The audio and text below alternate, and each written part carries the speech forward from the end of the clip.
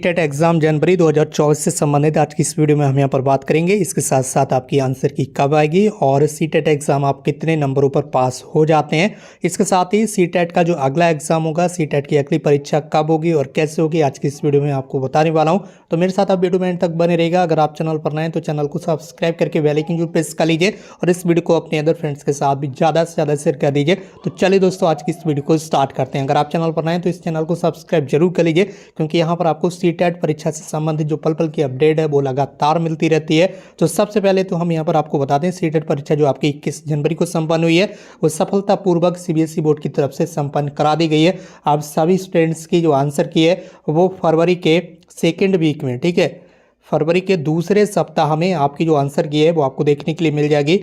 5 से 10 फरवरी के बीच आपकी जो उत्तर कुंजी है, जिसे आप इंग्लिश में बोलते हैं आंसर की, वही आंसर की सीबीएसई बोर्ड की वेबसाइट पर आ जाएगी और आप अपने जो आंसर है वो अपने ओएमआर सीट से मिला सकेंगे। और आपकी जो ओएमआर सीट है वो भी ऑनलाइन जारी की जाएगी। जब आंसर की आएगी तभी आपकी ओएमआर सीट भी साथ में आपको देखने के लिए मिल जाएगी। तो यहाँ तक तो बात हो गई आपकी आंसर की के बारे में। अब आप यहाँ पर जान लीजिए कि कितने नंबर आने पर आप सी टेट एग्ज़ाम क्वालिफाई कर जाते हैं। सी टेट एक क्वालिफाइंग एग्ज़ाम है, ये आपको पहले से पता होगा। यानी कि सीबीएसई बोर्ड की तरफ से जो सेंट्रल टीचर एलिजिबिलिटी टेस्ट आयोजित कराया जाता है, ये एक तरह का क्वालिफाइंग एग्ज़ाम होता है। अब अलग अलग स्टेट में यहाँ पर जब आप शिक्षक बहाली के लिए आवेदन करते हैं तो वहाँ पर कई बार क्या होता है, कई सारी स्टेट ऐसी हैं वो डायरेक्टली आपके सी टेट एग्ज़ाम के बेस पर या उस राज्य में जो टीईटी एग्ज़ाम होता है उसके बेस पर ज्वाइनिंग कराते हैं, यानी कि यहाँ पर वैकेंसी निकालती हैं। और कई सारी स्टेट ऐसे भी हैं जहाँ पर आपको अलग से एक परीक्षा देना पड़ती है, शिक्षक भर्ती परीक्षा, ठीक है। तो इस लिहाज से आप कह सकते हैं कि सी टेट एक क्वालिफाइंग एग्ज़ाम है, जिसके बाद अलग अलग स्टेट में आपको अलग से एक शिक्षक बहाली की परीक्षा देना पड़ सकती है। और कई सारी स्टेट ऐसे भी हैं जो सी टेट मार्क्स के बेस पर, इसके अलावा जो वहाँ के आपके 10th 12th क्लास के मार्क्स होते हैं या ग्रेजुएशन के जो मार्क्स होते हैं या आपका जो डिप्लोमा रहता है, ठीक है, या जो डिग्री रहती है एजुकेशन से रिलेटेड, उन सारे क्लासेस के मार्क्स को ऐड किया जाता है और सी टेट परीक्षा के मार्क्स ऐड किए जाते हैं। तो मेरिट बेस पर भी भर्ती आती है कई सारे स्टेट में, जैसा कि पहले उत्तर प्रदेश में भी देखने के लिए आपको मिलता रहा है। और कई सारे स्टेट ऐसे भी हैं जिसकी अभी यूपी में सी टेट करने के बाद या फिर यूपी टेट पास करने के बाद आपको अलग से एक शिक्षक भर्ती की जो परीक्षा है वो देना पड़ती है। तो वो एक अलग चीज़ है। फिलहाल हम यहाँ पर बात करें सी टेट एग्ज़ाम के बारे में। तो सी टेट एग्ज़ाम आपका, अगर आप जनरल कैटेगरी से बिलोंग करते हैं तो आपको 90 मार्क्स लाना कंपलसरी है। किसी भी स्टेट से आप बिलोंग करते हो आपको 90 मार्क्स लाना कंपलसरी है, तभी आपका एग्ज़ाम क्वालिफाई माना जाएगा। जनरल कैटेगरी के स्टूडेंट्स के लिए, यानी कि सामान्य वर्ग के लिए 90 नंबर होना कंपलसरी है। जनरल कैटेगरी के अलावा अदर जितनी भी रिजर्व कैटेगरी होती हैं, जिसकी आपका ओबीसी हो गया या फिर एससी कैटेगरी हो गई या फिर एसटी कैटेगरी से अलग अगर आप बिलोंग करते हैं, तो इन कैटेगरी के स्टूडेंट्स को लिए कुछ रिजर्वेशन मिलता है। तो ऐसे में ये अलग अलग स्टेट के लिए अलग अलग रिजर्वेशन रह सकता है, जिसकी अगर आप उत्तर प्रदेश की बात करें या पड़ोसी राज्यों की बात करें तो वहाँ पर क्या होता है, 5% लेस देन पर भी आप क्वालिफाई कर जाते हैं। यानी कि जनरल कैटेगरी में अगर आप आते हैं तो वहाँ पर आपको 90 मार्क्स लाना कंपलसरी होते हैं। और यहाँ पर अगर आप ओबीसी एससी एसटी कैटेगरी से बिलोंग करते हैं तो ओबीसी एससी और एसटी कैटेगरी में अगर आपके 82 मार्क्स आ जाते हैं तब भी आपको क्वालिफाई माना जाता है। यानी कि ओबीसी एससी और एसटी कैटेगरी में 82 मार्क्स पर आप क्वालिफाई कर जाते हैं सी टेट एग्ज़ाम को।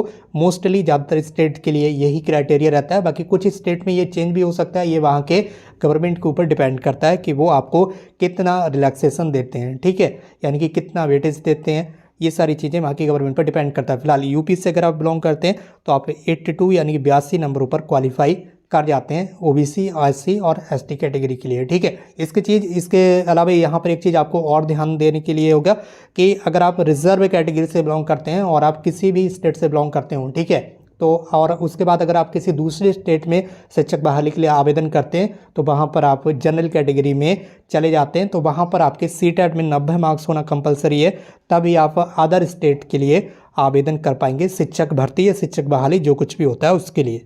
सी टेट में रिजर्वेशन का जो लाभ है, जो फ़ायदा है, वो आपको केवल अपने स्टेट में मिलेगा। ये चीज़ आपको ध्यान रखना है। अगर आप अपने स्टेट के अलावा किसी भी अदर स्टेट में शिक्षक बहाली के लिए आवेदन करेंगे और अगर आप ओबीसी या फिर एससी एसटी कैटेगरी से बिलोंग करते हैं तो आपको 90 मार्क्स होना कंपलसरी है। ये चीज़ आपको ध्यान रखना है। ठीक है। बाकी अगर आप अपने स्टेट में आवेदन करेंगे और आप रिजर्व कैटेगरी जिसकी ओबीसी एसटी कैटेगरी से, तो आप 82 मार्क्स पर भी आपका सीटेट क्वालिफाई माना जाएगा।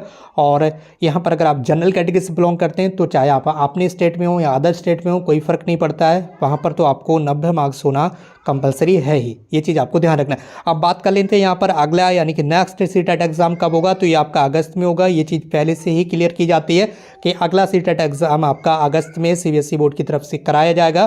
तो इसके लिए आप अभी से अपनी तैयारी कर दें। अगर आप क्वालिफाई नहीं कर रहे हैं तो आप अभी से तैयारी कर सकते हैं। बाकी जो अभ्यर्थी क्वालिफाई कर रहे हैं सीटेट एग्ज़ाम को, जो कि 21 जनवरी 2024 को कंडक्ट हुआ है, तो उन सभी स्टूडेंट्स के लिए एक सुनहरा मौका है, वो शिक्षक बहाली या शिक्षक भर्ती परीक्षाओं की तैयारी कर सकते हैं, जो कि अलग अलग स्टेट में आपको देखने के लिए मिल सकती हैं। इस वीडियो को शेयर जरूर कीजिए अपने फ्रेंड्स के साथ। इसके साथ ही बहुत सारे स्टूडेंट्स का सीटेट एग्ज़ाम का जो रिजल्ट है वो घोषित इसलिए नहीं किया जाता है, जो चीज़ यहाँ पर बताई गई है इसलिए घोषित नहीं किया जाता है क्योंकि यहाँ पर बुकलेट की जो सीरीज़ होती है वो गलत अंकित करते हैं। ठीक है, जो यहाँ पर आपका ऑफलाइन एग्जाम होता है, ऑफलाइन एग्जाम में क्या होता है, जो आपको क्वेश्चन पेपर मिलता है जिसे आप बुकलेट बोलते हैं, बुकलेट पर एक कोड लिखा हुआ रहता है जिसके ABCD कुछ भी हो सकता है। वो कोड कई बार अभ्यर्थी गलत अंकित कर देते हैं। OMR सीट पर उस कोड को लिखना पड़ता है।